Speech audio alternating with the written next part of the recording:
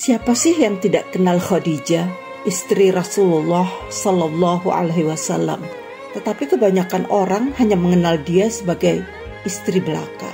Padahal Khadijah adalah perempuan pejuang, mandiri, berwibawa, dan bermartabat. Khadijah adalah putri dari Khuwailid bin Asad. Ibunya bernama Fatimah binti Zaidah. Dia dilahirkan di Mekah tahun 556 Masehi dan wafat sekitar tahun 621 Masehi, dan kemudian dimakamkan di Jannatul Mu'alla, Mekah, Arab Saudi. Khadijah bukan perempuan biasa. Meski pada masa jahiliyah ketika itu, umumnya perempuan mendapatkan perlakuan yang sangat hina. Sebagian besar dijadikan budak dan objek seksual. Tetapi beliau mendapatkan posisi terhormat dan mulia di masyarakatnya.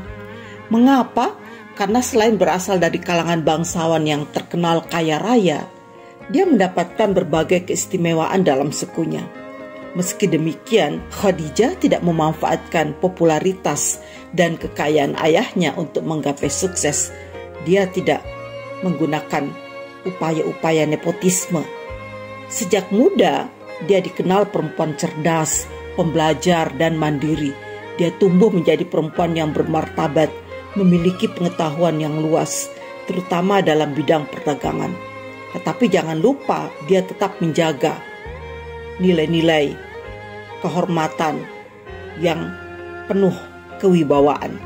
Tidak heran jika bisnisnya berkembang sampai ke mancanegara, seperti negeri Syam yang sekarang mencakup Palestina, Yordania, Syria, dan sebagainya. Dia mempekerjakan banyak lelaki dari kaum Quraisy, termasuk Muhammad yang ketika itu belum menjadi nabi dan rasul. Dia juga memberikan modal kepada sejumlah pedagang di Mekah. Sebelum menikah dengan Rasul, Khadijah pernah 2 kali menikah. Suami pertamanya bernama Abu Halah At-Tamimi, dan kemudian suami keduanya adalah Atik bin Aiz bin Mahzum. Keduanya itu meninggal. Ketika Muhammad menjadi salah satu mitra dagang Khadijah, ia menjajakan barang dagangannya ke negeri Syam dengan ditemani seorang pelayan bernama Maisarah. Di negeri Syam, Muhammad menunjukkan perilaku bisnis yang berbeda dengan kebanyakan pedagang. Dia mengedepankan sikap jujur, tidak ada unsur manipulasi dan sikap culas dalam menjalankan bisnisnya. Perilaku terpuji itu membuahkan hasil yang mengejutkan. Dia mendapatkan keuntungan yang berlipat ganda. Kondisi ini diceritakan Maisarah kepada Khadijah, yang kemudian membuatnya jatuh hati dan tertarik pada Muhammad, lalu menikah dengannya.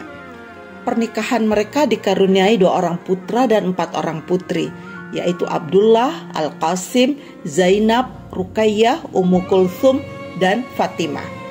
2 putranya meninggal ketika masih bayi, hanya ke-4 putrinya yang hidup sampai dewasa.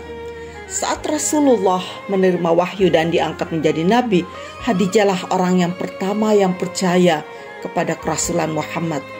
Ketika Rasulullah menghadapi masa-masa sulit, mendapatkan gempuran dan boikot dari kaum Quraisy di Mekah, dalam kondisi yang mencekam itulah Khadijah wafat pada usia 68 tahun. Tetapi yang perlu dicatat adalah jasa Khadijah memberikan dukungan kepada Muhammad Sallallahu Alaihi Wasallam ketika pertama kali menerima wahyu. Ketika dia mengalami keguncangan, lalu Khadijah membawanya kepada pamannya Waraqah bin Naufal, seorang pendeta Nasrani. Nah, dari situ kemudian Rasulullah mendapatkan penjelasan bahwa apa yang diterimanya adalah murni dari Allah Subhanahu wa taala.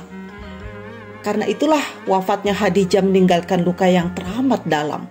Nabi amat bersedih karena Khadijah bukan hanya istri, melainkan juga mitra sejajar, tempat curhat, serta pelindung yang banyak memberikan solusi ketika dalam kesulitan. Tahun kematiannya disebut dalam sejarah sebagai Amul Azmi, tahun yang penuh duka. Sejumlah riwayat menegaskan meski Khadijah telah meninggal, cinta Rasulullah kepadanya tidak pernah hilang. Bahkan Rasulullah menangis ketika tak sengaja melihat kalung yang biasa digunakan oleh almarhum istrinya itu. Sungguh indah ya perkawinan Muhammad dan Khadijah, dan itu menjadi inspirasi bagi banyak pasangan suami istri. Itulah mengapa di setiap khotbah nikah terdengar doa agar sang pengantin diberikan kebahagiaan seperti kebahagiaan Nabi dan Khadijah. Khadijah paling tidak mendapatkan 4 gelar, disebut sebagai At-Thahirah, perempuan suci, karena beliau sangat menjaga kesucian diri.